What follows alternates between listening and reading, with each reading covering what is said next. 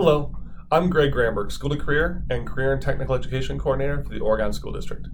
I also write the Carl Perkins grants for a number of districts in South Central Wisconsin, and this video is about the Carl Perkins grant for the 2020-2021 fiscal year. As I've mentioned in my previous video, Perkins has changed drastically from previous years to the 2020-2021 year, and this is going to go through the first part of that, which is the Comprehensive Local Needs Assessment. And while this video won't cover all of the Comprehensive Local Needs Assessment, it will cover the first three parts of it and probably some of the more important footwork to make sure everything is set for a successful Carl Perkins grant. Please know DPI has gone through and put together a website, which is a really good website on Perkins 5. So going to their website and clicking on the Carl Perkins Act, you can click on Perkins 5, and they've got all of their resources here for you, including a webcast series. One of the most helpful things I've found is the Wisconsin Guide to Conducting the Comprehensive Local Needs Assessment. This is a 27-page document that goes through and does a good job of explaining every process in great detail. So in addition to this video and my email, I would highly recommend this as a resource as well.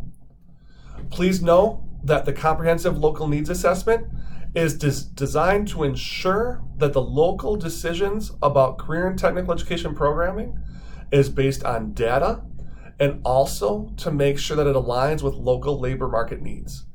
It's also designed in a way to ensure that you're doing everything you can as a school district to go through and prepare students for their next stage of life, whatever that may be.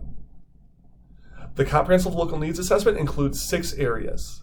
They are performance on federal accountability indicators, alignment to labor market needs, size, scope, and quality of programs offered, progress toward implementing programs and programs of study, recruitment, retention, and training of faculty and staff, and progress toward improving access and equity.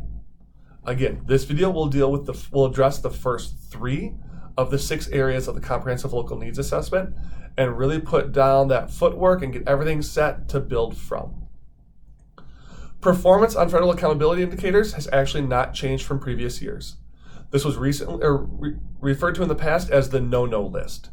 So this is where, based on your data you submitted through C-tiers, things didn't meet federal benchmarks. I'll address these at a later time by emailing them to you and making sure that you know what you need to do to meet those. The second part of the Comprehensive Local Needs Assessment is aligning to labor market data.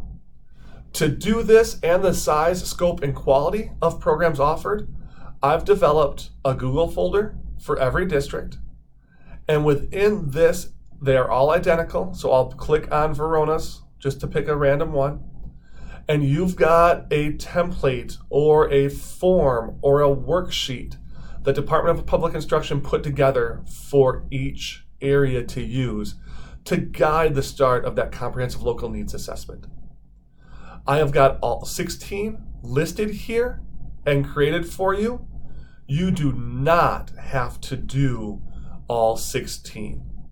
You only have to fill in this career pathway worksheet or comprehensive local needs assessment worksheet for those areas, those career areas that you plan on spending Carl Perkins funds over the next 2 to 4 years. We do this process every 2 years. So if you're looking out 2 to 3 years, then we know you're good by filling it out now and updating it in 2 years. So again, if you are not going to be spending money in that specific career area in the next 2 to 3 years, maybe 4 years, you don't have to fill one of these out. For example, I know Oregon will not spend money in the government cluster or career area in the next 3 to 4 years. Therefore, I'm not going to fill out this worksheet on that. But we will spend money in the education area. So if I click on the education one, again, all of these are almost identical, and I will show you a started one in a little while. It's not done, but it's close. So we've got education and training, and this is hyperlinked to the National Career Clusters website for education and training. We've got the district listed. Oregon, and I'm going to ask that you please change this to your district name. And then we're going to list our stakeholders, those people that we are going to communicate with and meet with either electronically or in person to give us some feedback on our program and to review our career and technical education program, in this instance, in education and training specifically. So you're going to list your CTE or career and technical education teacher or teachers that are involved in this area, your school administrators or others that are involved at the school level. So for Oregon, it would be our high school principal and myself that I would list. Our post-secondary partners. For education and training for Oregon School District, I would list the person at Madison College that we work with, as well as the person at UW-Stevens Point that we work with. Our local employer partners. Here, I'd list all of the owners of local daycare centers that we have students working, and that our CTE instructor meets with on a regular basis. Then we need to have at least one student and one parent. Ideally, it's not a parent and child, but two different families are represented. It could be a recent graduate or a current student. Again, our stakeholders here are going to go through and be those that we communicate with to strengthen our program, in this instance, in the education and training area. You do need at least one of all of these. Ideally, you'll have more depending on what you choose to do as a district. Then we also need to look at labor market information. Here, I have already listed, and it's already filled in for all 16 of the different career clusters, both state and federal labor market information. You can go through and add to this if you would like. So I know that my child care instructor or my family consumer science instructor that teaches all of our child care areas is going to go through and want to add some quotes from our local employers about how they are in need of more employees. This is where that goes. And then you provide the hyperlinks, or in terms of quotes, just cite your quote. Now, as we move on, you'll see we've got things highlighted in yellow, again, that I need you to fill in. So list out your courses, or the sequence of courses students go through. I know some of you have probably created flowcharts that you put into your curriculum guide. That would be an awesome thing to link from right here. But you also need to list your courses specifically. So in my instance, I'm going to put down child development, teachers of tomorrow, assistant child care teacher, and child care teacher, because those are the 4 courses that students can take in this area. That's not necessarily the order they go in, they're just listed here. So you're going to list your courses. Second is listing work-based learning opportunities and options for students. Please, when you think work-based learning, don't just think students out working. Think the entire gamut that may be included. So this will include students in education working for the Child Care Co-op program or Child Care State Skills program. This will include students volunteering at local child care centers. It'll include mock interviews that we offer for all of our students a couple of times a year.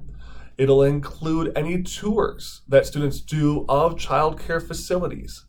And every year, our teacher takes our students to tour 4 different types of facilities to see different things, from Montessori to corporate to locally owned. So with that, it's going through and listing that here as well. You may also list youth apprenticeship if that happens to have an area for this career area. And you may go through and list other activities that happen as well, like touring a post-secondary school. So those will get listed here. You're also going to then list next your industry recognized credentials that students can earn for that career area. For education specifically, for Oregon School District, we would be looking at assistant child care teacher, and infant and toddler that are all offered by Department of Public Instruction. These lists, or this list that you put here, does not have to match the Act 59 incentive grant list that Department of Workforce Development puts out. Department of Workforce Development puts out industry recognized credentials that they honor for that incentive funding. This can be any industry recognized credential. Fifth, if you've been counting, is your dual credit options. For Oregon School District, we don't have dual credit options at this point in time in education and training, and so therefore I'm not going to list anything here. and that's acceptable. That's okay to not list anything. And finally, for our CTSO, I would list FCCLA because we have an active FCCLA chapter here at Oregon High School that our child care students participate in and then go to competitions with. And this is where I'm going to have you stop with your information at this point in time as a great start and a great place to build from. Again, there are 6 areas here: sequence of courses, work-based learning options, industry-recognized credentials, dual credit, and CTSOs.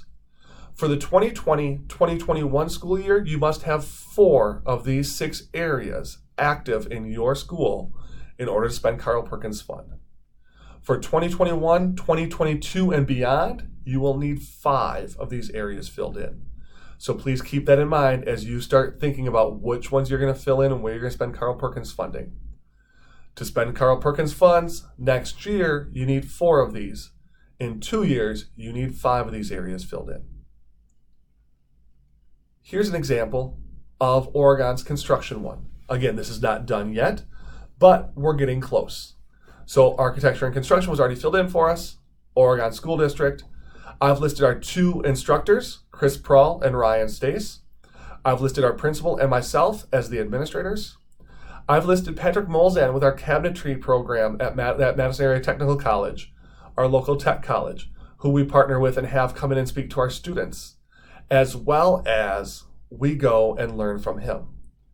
I've listed 1 business owner right now. This will probably grow to about 10, to be honest with you.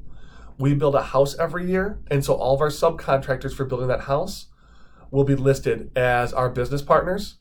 And then we still have to identify a student and a parent that we will reach out to and get information from as well. The local labor market data is already completed, and so that's there at the state and national level. I've listed our courses: Foundations of Technology, Woodworking, Advanced Woodworking, Construction Exploration, Home Trades, and Dane County Commercial Construction class that we offer at night with other county schools. Here would be a great place, and in the future you will see a hyperlink here to our curriculum guide that has the flowchart of how these courses work. Because students don't work through this list top to bottom, they can go many different ways with it. I've listed our work-based learning opportunities: youth apprenticeship in construction, DPI employability skills, which we know of, but don't forget job shadows, mock interviews. All of our local apprenticeship programs come together one day during the year and offer a career day for construction trades held at one of our local union training facilities. So I've listed that. And our local Builders Association does a high school day at the Parade of Homes where high schoolers can go through and tour the different homes as well as learn from those working in the trades. Industry recognized certifications or credentials, we've got Sawblade and OSHA 10.